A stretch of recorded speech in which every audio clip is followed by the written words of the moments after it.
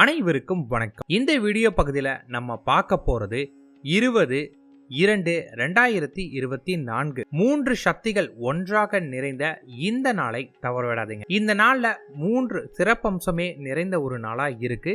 இதுல ஏதாவது 2 தெய்வங்களையாவது நீங்க இந்த நாள்ல விரதம் இருந்து வழிபாடு பண்ணீங்கன்னா அதற்கான பலன் முழுமையா உங்களுக்கு கிடைக்கும். உங்களுக்கு கடன் பிரச்சனை அதிகமா இருக்கு, ஜாதகத்துல தோஷ பிரச்சனைகள் இருக்குது, செல்வ வளம் கம்மியா இருக்கு அப்படின்னா இந்த நாள்ல நீங்க முருகப்பெருமான் வழிபாடு பண்ணும். இந்த நாள்ல விரதம் இருந்து 11 விளக்கேற்றி முருகப்பெருமான வழிபாடு பண்ணீங்கன்னா உங்களுடைய கடன் தொல்லைகள், ஜாதகத்தில் இருக்கக்கூடிய பிரச்சனைகள் எல்லாமே முழுமையா தீர ஆரம்பித்து செல்வ வளம் பெருக ஆரம்பிக்கும். அடுத்தது ஹனுமார். இந்த நாள்ல நீங்க ஹனுமாரை வழிபாடு பண்ணீங்க அப்படின்னா உங்களுக்கு இருக்கக்கூடிய எதிரிகள் தொல்லை, நேர்முக மற்றும் மறைமுகமான எதிரிகள், யாராவது நீங்க பார்த்து பயந்துட்டு இருக்கிறீங்க, என்னோட வாழ்க்கை இவங்களால பயமா இருக்கு அப்படின்னு ஏதாவது ஒரு பய உணர்வோடு இருந்தீங்க அப்படின்னா நீங்க ஆஞ்சநேயர் வழிபாட்டையும், வெற்றி உங்களுக்கு கை மேல கிடைக்கணும்னாலும் ஆஞ்சநேயர் வழிபாடை மேற்கொள்ளுங்க. அடுத்தது பெருமாள் வழிபாடு. இந்த நாள்ல நீங்க பெருமாளை வழிபாடு பண்ணீங்கன்னா உங்களுடைய கர்ம வினைகள் அனைத்தும் நீங்க ஆரம்பிக்கும். கர்ம வினைகள் போனாவே நமக்கு எல்லாமே நன்மையா அமையும். இதனால அனைத்திலுமே வெற்றி கிடைக்கும். நீங்க செய்யக்கூடிய எல்லா காரியங்களுமே வெற்றி உடனுக்குடன் உங்களுக்கு தங்கு தடையில்லாமல் கிடைக்கும். அதனால இதுல ஏதாவது 2 தெய்வங்களையாவது இந்த நாள நீங்க விரதம் இருந்து வழிபாடு பண்ணீங்கன்னா பலன் கை மேல உடனடியா உங்களுக்கு கிடைக்கும். எப்படி வழிபாடு பண்றதுன்னு சொல்லிடுறேன். முதல்ல காலையில எழுந்த உடனேயே குளிச்சுட்டு உடல் மற்றும் மனசுத்தத்தோட உங்க பூஜையில அமர்ந்து முருகப்பெருமான வேண்ட ஆரம்பிங்க. அடுத்தது ஒரு பேப்பர் எடுத்து யார் யாருக்கெல்லாம் நீங்க கடன் கொடுக்கணும், யார் யார்கிட்ட இருந்து உங்களுக்கு பணம் வர வேண்டியது இருக்கு, எவ்வளவு பணம் இப்போ உங்களுக்கு தேவைப்படுதுங்கிறத ஒரு பேப்பர்ல பொறுமையை எழுதிட்டு முருகப்பெருமான மனதார வணங்கிட்டு அருகில் இருக்கக்கூடிய முருகப்பெருமான் கோயிலுக்கு போங்க. அங்க போன உடனே முதல்ல விநாயகர் பெருமானை வழிபாடு பண்ணுங்க. விநாயகரை மனமுருகி வேண்ட ஆரம்பிங்க. விநாயகர் பெருமானே துணை அப்படின்னு வேண்டிட்டு அதன் பிறகு அங்க இருக்கக்கூடிய முருகர் சன்னதிக்கு போய் முருகரை மனமுருகி வேண்டிட்டு அந்த பேப்பரை எடுத்து அங்க முருகர் சன்னதியிலிருந்து ஒரு தடவை படிச்சுட்டு முருகப்பெருமானுக்கு 11 விளக்கு போடுங்க. காலையிலே விளக்கேற்றுங்க.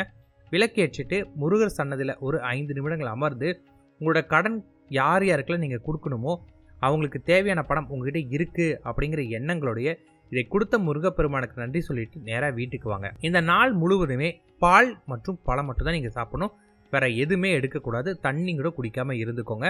பால் பழமும் அதிகமாக சாப்பிடனா அளவாக மட்டும் எடுத்துக்கோங்க, உடம்புல ஏதாவது வியாதிகள் இருக்கும் பட்சத்தில். அடுத்தது பார்த்தீங்கன்னா இந்த நாள் முழுவதுமே நீங்கள் படிக்க வேண்டிய பாடல் எதுன்னு கேட்டிங்கன்னா முருகருக்கு மிக முக்கியமான கந்தசஷ்டி கவசம் நம்ம படிக்கலாம்.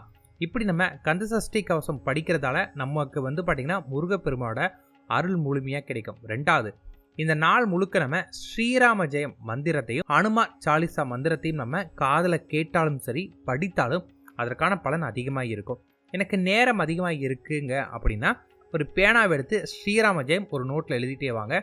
இது உங்களோட மனதை உங்களுக்கு பார்த்தீங்கன்னா ரொம்ப வேகமாக ஒருநிலைப்படுத்த ஆரம்பிக்கும். அதே போல் ஏதாவது ஒரு சூனியம் உங்களுக்கு வைக்கணும்னு நினச்சிருக்காங்க, பேய் ஏவல் பில்லி சூனியம் இந்த மாதிரியும் உங்களை யாராவது ஒருத்தர் அழிக்கணும்னு நினைத்தாலுமே, அதே மாதிரி உங்களுக்கு விருப்பப்பட்ட குழந்தைகள் வேணும்னு நினைத்தாலுமே இப்போ நான் சொன்ன மாதிரி ஸ்ரீராம ஜெயம் எழுதிட்டு அதை பார்த்தீங்கன்னா பேப்பரை சுருட்டி மாலையில் அனுமார் கோயிலில் கொண்டு போய் அதை கொடுத்து அங்க ஹனுமார் சாலிசா படிங்க. அதன் பிறகு அருகில் இருக்கக்கூடிய ஏதாவது ஒரு பெருமாள் கோயிலுக்கு போய் பெருமாளை வழிபாடு பண்ணுங்க. இந்த நாள்ல நீங்க விரதம் இருக்கிறது அனுமாருக்காக தான் விரதம் இருக்கிறீங்க, முருகருக்காக தான் விரதம் இருக்கிறீங்க, பெருமாளுக்காக தான் விரதம் இருக்கீங்க கணக்கு கிடையாது. 3 தெய்வங்களையும் மனதார வேண்டிட்டு இருக்கலாம். ஏன்னா ஏகாதசி விரதம் அந்த அளவுக்கு சக்தி வாய்ந்த ஒரு விரதமாவே உங்களுக்கு இருக்குது. அதான் சொல்லுவாங்க இல்லைங்களா, காயத்ரி மந்திரத்துக்கு மிஞ்சின மந்திரம் எதுவுமே கிடையாது, ஏகாதசிக்கு மிஞ்சின விரதமும் எதுவும் இல்லைன்னு நம்ம ஆண்டோர்கள் சொல்லியிருக்காங்க. ஏன்னா ஏகாதசி விரதம் இருந்து யாரு பெருமாளை வழிபாடு பண்றாங்களோ அவங்களுக்கு அவங்களுடைய கர்ம வினையே தீர ஆரம்பிக்கும். அவங்க செய்த அனைத்து பாவங்களும் கரைய ஆரம்பித்து அவங்களுடைய கர்ம வினையின் காரணமாக அவங்க இந்த வாழ்க்கை அவங்களுக்கு வெற்றி கிடைக்க ஆரம்பிக்கும். நோயற்ற வாழ்க்கை, குறைவில்லா செல்வம், அன்பான பிள்ளைகள், நீடித்த புகழ் அனைத்துமே இறைவன் கொடுப்பாரு. மறுமையிலும் வைகுண்டத்தை அடையக்கூடிய ஒரு இன்பம் உங்களுக்கு இந்த விரதத்தை மேற்கொள்றதுனால கிடைக்கும். அதனால 3 தெய்வங்களையும் வழிபாடு பண்ணிட்டு மாலையில் நீங்கள் பார்த்தீங்கன்னா அனுமார் கோயிலுக்கு போன பிறகு அடுத்தது நீங்கள் பெருமாள் சன்னதிக்கு போய் வழிபாடு பண்ணுங்க.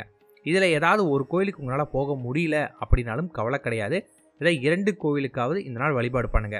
எந்த அளவுக்கு நீங்கள் தெய்வ பக்தியோடு இந்த நாள் இருக்கிறீங்களோ அந்த அளவுக்கு கர்ம வினைகள் நீங்க ஆரம்பித்து அனைத்துலையுமே வெற்றி கிடைக்கும். 3 தெய்வங்களுமே என்னால் வழிபாடு பண்ண முடியும், எங்கள் வீட்டு பக்கத்தில் தான் கோவில் பக்கத்தில் இருக்குன்னா கண்டிப்பாக 3 கோயிலுக்குமே போய் முழுமையாக வேண்டிட்டு வந்து ஏதாவது ஒரு நீர் ஆகாரம், ஏதாவது மோர் இந்த மாதிரி குடித்து உங்கள் விரதத்தை நிறைவு பண்ண பிறகு நீங்கள் வந்து பார்த்தீங்கன்னா திடாகாரம் ஏதாவது ஒன்று சாப்பிடுங்க. அப்படி எடுத்தால் மட்டும்தான் இந்த விரதம் முழுமையாக பூர்த்தி அடையும். இப்போ எடுத்திங்கன்னா அடுத்த மாதமும் இதே போல் தொடர்ந்து விரதம் மேற்கொள்ளுங்க.